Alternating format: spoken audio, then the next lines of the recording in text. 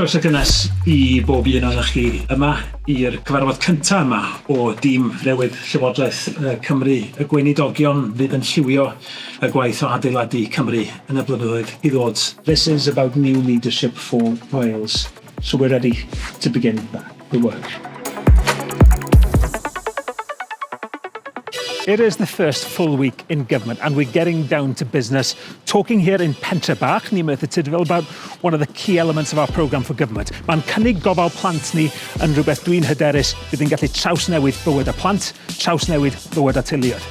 I feel so glad that we've started this work at pace. We've started work immediately to make sure that we can expand funded provision. I've heard how much is needed here today, and I've heard how much is going to be appreciated and the difference it's going to make to people's lives. So, really got to focus on this, and we're going to make it happen. Bod yma fel llywydd y dydd, mae'n gymaint o anrhydedd. Bod yma fel Prif Weinidog.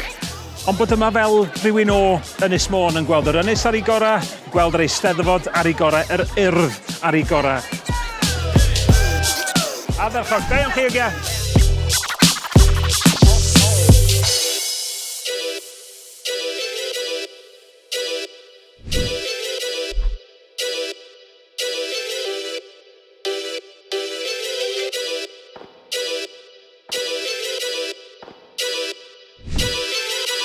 Dwi wedi bod yn cwrdd â chyrff amgylcheddol ac wedi bod yn trafod yr ystod eang o heriau sydd angen mynd i'r afel â nhw. Protecting wildlife and a natural environment, reducing waste, protecting our waterways from pollution, and crucially, how we all come together to tackle these challenges.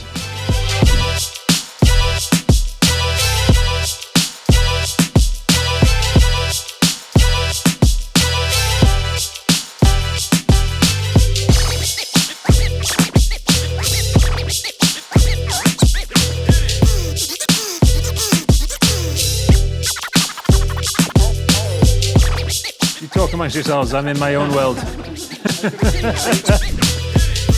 It's a milestone for Cardiff International Airport, and it's a signal that Wales is open, connected and serious about its place in the world. I want Wales to be the best place in the UK to start, to grow and invest in a business. Wales means business. Nawr gadewch I ni brofi fe.